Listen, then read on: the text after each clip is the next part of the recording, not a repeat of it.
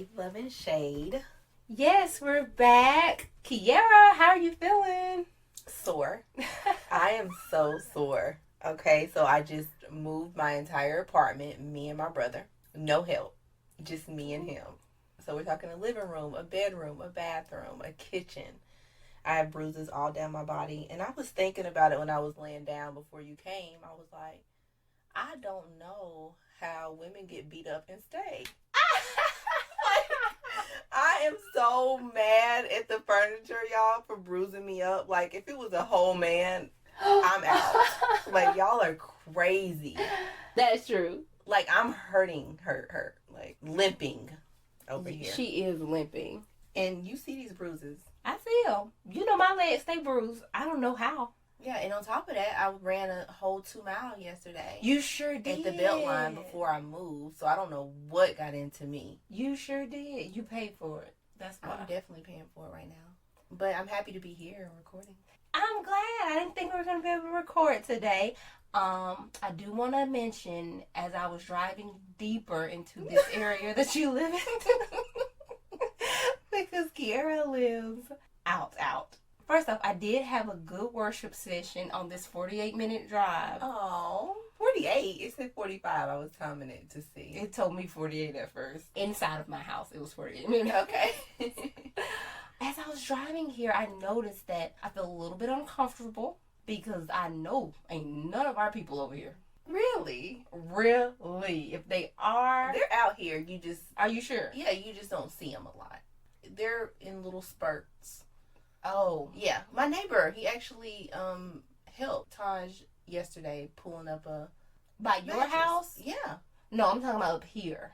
The deeper into here. In my apartment building. Oh, okay. Yeah. Now, well, you know you have a cotton reef on the door. I just want you to know. Taj said the same thing. I was like, y'all are crazy. Bruh. No, but actually, my roommate's man is Hispanic. Surprisingly. So I felt better. Okay. So I was like, it's just a decor thing. It is. I know. I never even thought about it, but I was like, y'all are crazy. I noticed it.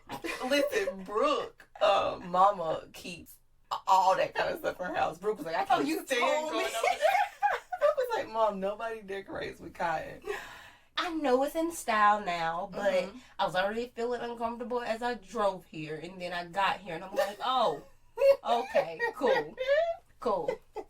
There's cotton on the door. Cool. It's okay. I did think about it, though. I'm like, it's amazing. As I get older and I'm more aware of what's going on, especially in this Trump era, I don't want to be around Anglos by myself. I just couldn't feel, I don't feel comfortable around them by myself. It's really not that bad. Honestly, it's a lot more than what you're thinking. Right. No, I'm saying just in general, if I'm in a group or I'm somewhere, it's a little uncomfortable. Wow. Yes, being I guess around because I'm them dealing with it every day. You do deal with it every day, and I don't know how. I don't feel comfortable with it because you can't trust them. Yeah, you can't trust them. They're the type, and you know this because you work. We talk about this on the episode. Oh, yeah, definitely. That will smile in your face, and then next thing you know, you out of a job. Like, you know, I'm from Macon. Oh, Lord Jesus. But this is what I know about my people. If I show up to a party and something pop off, I know they gonna air it out. Yeah. I already know. I'm prepared for that. Because I know you don't know. You're not prepared for the way they move. It's kind of really sneaky. Yeah, true. So that's why as I get older, I get uncomfortable. And again, we're in a Trump era. You just never know. I'm like, no, I'd rather deal with my mama than people. That's true. I always rather deal with my people, but it is what it is. I mind my business. Yes. So as long as I'm minding my business and leave other people to their business, I'm A-okay. I was thinking we're just going to have to build our own community. We are going to build our own community. I told you that, though. We talked about that. Our kids going to be turning up the community wherever we are. And we're going to start a charter school. We definitely going to start a charter school. We definitely are going to start a charter school. I'm excited. Me too. I definitely want that because I'm like, I don't know where I would want my kids to go to school. You know, when I started school, I went to an all-black private school. I like that. Yeah. Wow. I could do that. Right. I See, could do it that. was lit. We're gonna build our own community. We're gonna put our kids, start a whole school. Start a whole school. What LeBron James did. Yes, for minorities. For minorities. All the minorities.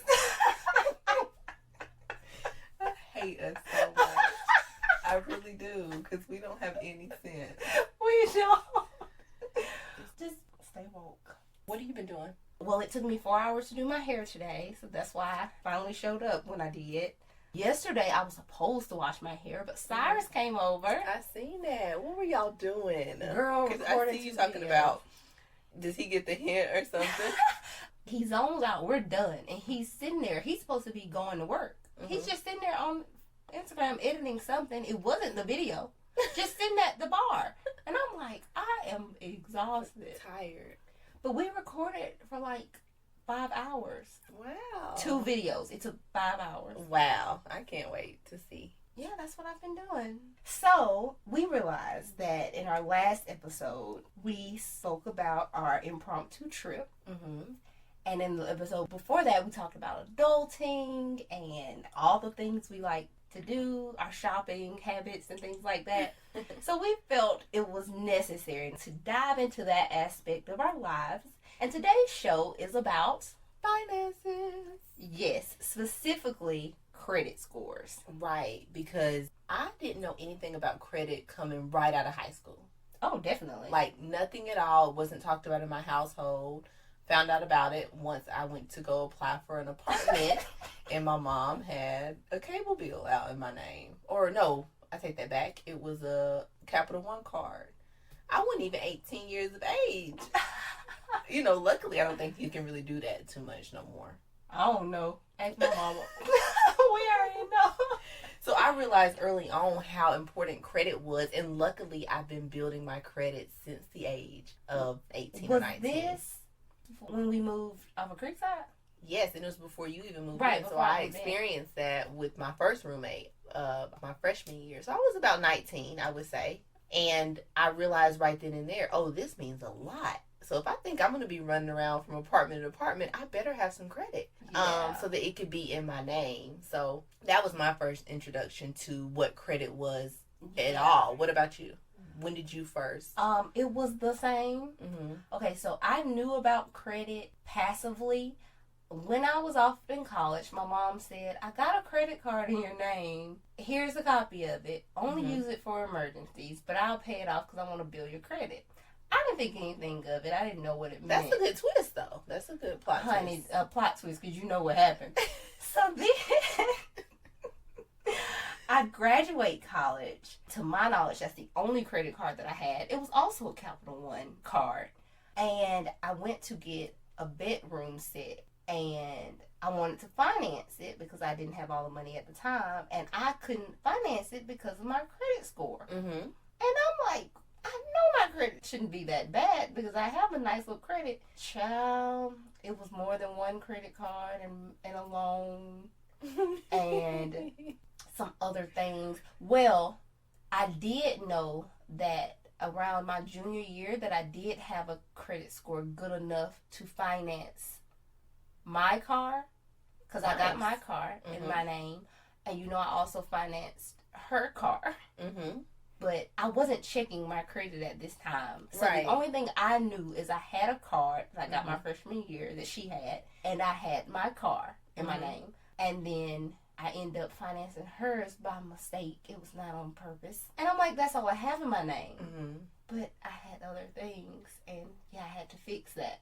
Got you. So you had your credit already building at the time. Yes, it was just bad. It was bad, but it was building because you had open accounts. Yes. I had one account that was bad, so my credit was just shot because no activity was being done on it. Well, here's the thing. I also realized now that I know my credit history, when you get student loans, I'm not saying apply for student loans. That goes to your credit. No, yeah. So the age of my credit actually started. Well, because she took that card out as soon as I left, that was my first account. But my second one was student loan during the summer of my freshman year to pay for summer. Gotcha. So that is also on my credit.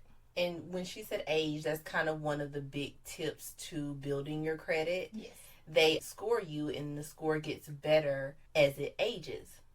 So these are the accounts that are on your credit currently. So we're saying we just learned about it at the age of 18 coming out of high school, but honestly, that's the best time. That's the earliest you can start building it. Right. Technically, I mean legally, that's the earliest you can start building it. And so that would be our number one tip, is definitely have some accounts open, if anything. Start soon. Start soon with opening your accounts, because it is a big ticket item when it comes to your score. And be aware of opening multiple accounts later, because they do a credit average. They do an average age of your credit. So every time you open a new account, it drops your average age of credit. Take your time. Yeah. So if you open one account one year, maybe wait till next year and open a new account, which ideally that would be really good, because you can possibly transfer balances and get you some interest fees, but we ain't gonna get too deep. Right. We ain't gonna get too deep, but definitely take some time in between opening the accounts to also help build the score.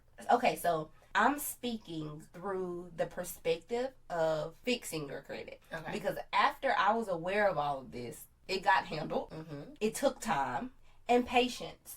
Late payments are a big hit towards your credit. Most credit agencies don't report a late payment until after 30 days. So you have 30 days, but you still need to try not to pay anything late, because they don't remove those. The only way to get rid of them is for the account to close, to pay off whatever it is you have financed. So, for example, you have a car. I think you finance a car for 7 years, and you make a late payment in the first year. That late payment is going to stay there until you pay off that car. Yep. The late payments down there, I think they said 7 years from the date accrued. So if you have a late payment, even by mistake, it will show until 7 years or until the account is closed. I'm not really for sure. It's one or the other, because late fees are bad. Yes, there were two that she had 30 days late. When I found out about it and I handled it and she paid everything off, they automatically removed. So I have 100% on time payments moving forward. But they were there until the time of paying all of that off. So yes, that's one of my biggest tips. And to piggyback off of hers, the 100% on time, meaning you need to pay at least the minimum amount that they're asking for. Because if you do not, we're talking about interest fees and things that can just get out of hand. So if you can't pay the whole account off, at least pay your minimum payment. And most of the time they're small, like $35 or right. $50. I have my minimum payment set up on auto pay. Yes, my credit is so good because I've never been late on an account, and that's one I swear by. I know people always say, well, I got other bills this month, or this needs to wait, or I need this for the house. No, you want to make sure you pay that minimum payment. Same here. At all times, because if not, that credit score is going to drop drastically. Same here. When those two accounts were closed, as in paid off, my credit score jumped. Another tip, one of my favorite credit building tips, is every few months, so maybe biannually, I request a credit limit increase on all of my credit cards. That way I have a greater available balance, so that if I do decide to use my card, the credit utilization, meaning how much of the available credit I'm using, is low. So it's the difference between using $10 on a $100 balance or using $10 on a $10,000 available credit balance. Exactly. It's a big difference. It's a huge difference. Another one of my tips, given that I don't really utilize my increase on my accounts like you do, they automatically do it anyway. They'll review your accounts every so often for American you. Express loves to do that. Oh, yeah. But one of the things that you have to make sure that you're doing is keeping your balances below 50% of your credit limit. Because if not, that means... ideally 20%. Well, 20%, but 50% is the rule of thumb that they put out there. Because if you go and try to open an account and your debt to income for debt to income high because you have higher balances. Just because you have 10 bands on a card don't mean you need to have a $9,000 balance on it. Right. You want to keep that below 50% of whatever that credit rate is, so that if you do want to get another line of credit, they will be more eager to give that to you. Well, that's 50% maybe on that one card, but not your total No, not your total utilization. Your total utilization, ideally, you actually want to stay under 15%. So 15% total. So if you have available credit on all of your cards combined of, let's say, $100 on one card, you can't go over $15. And that, just leave like you she some said, space to get different credit lines and more credit cards if you need them. Yes. For some of our listeners, because I know some of my brothers and younger generation listens to this, if they can't right off the bat get a credit card because of no credit history or, no credit at all, what's a good way for them to go ahead and start building their credit, would you say?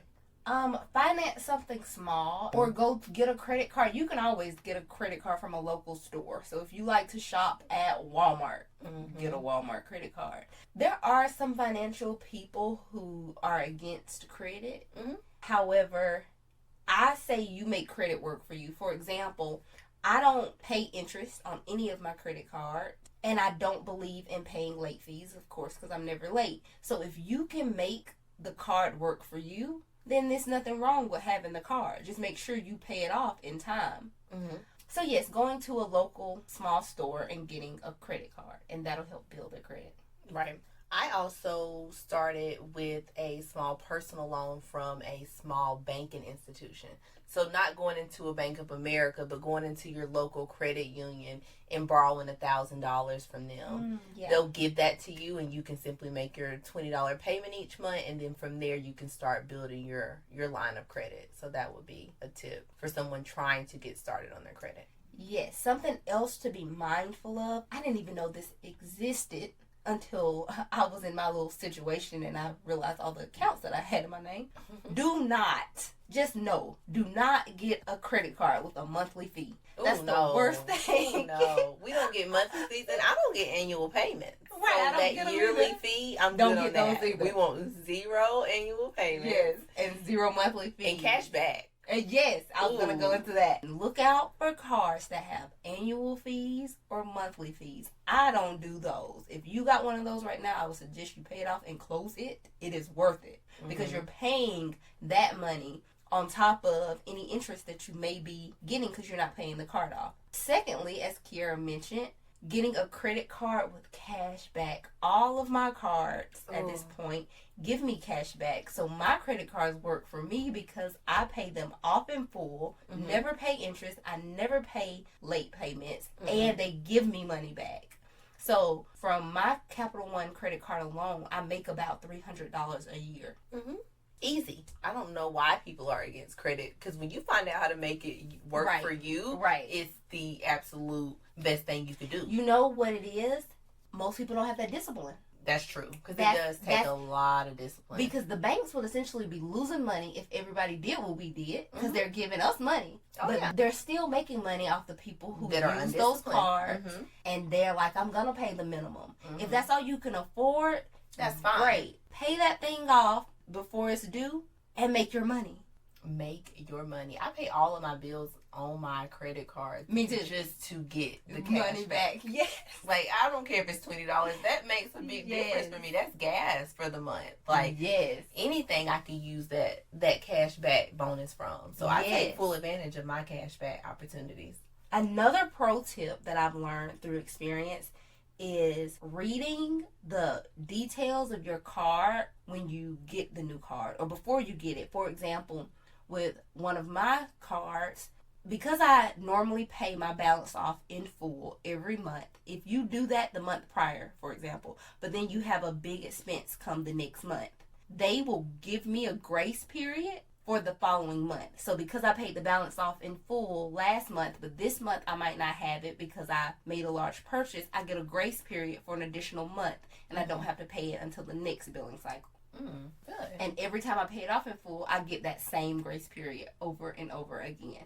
Wow. I haven't even looked into that. I haven't thought about they it also like that. have, it's kind of like a price match guarantee. If I purchase something on my credit card and within 30 days I find it cheaper somewhere else, I can hit them up and they'll give me the money back. Wait, which card is this? My Capital One. Oh my God. They need to pay us for this because this sounds like free advertising. It does sound like free advertisement. I think I want a Capital One card now. I always throw them away. You don't I just have one? a bad taste because of my experience starting out. That was a Capital. Okay. But all of my other cards have so many benefits. See, yeah, the ones that my mom had, Mm-hmm. they were both Capital One. So I had kept them. Yeah. Because they were my oldest lines of credit. That makes sense. I also like to keep a credit card on file for dental and medical emergencies. You can use credit cards anywhere if you get normal cards, like Capital One, American Express. But the one that I have for medical expenses and dental expenses actually graces me every time I make a purchase with 12 months no interest. Yeah. And so sometimes with your normal credit cards, you don't always get that benefit. There may be periods they send you promotionals, but for the most part, you're going to always have interest charges. What's the name of that card? That is Care Credit. Yeah, you told me about it. So if you guys are looking for a good one to start out with, if you have any, like I'm thinking about laser. So I know I have that card. They'll pay for your laser? They'll pay for my laser. But the thing about it is you have to find providers that take Care Credit card. But they have a whole website. You can go through it, find the ones. That card has really been key for me. Can you use it with your insurance? Yeah.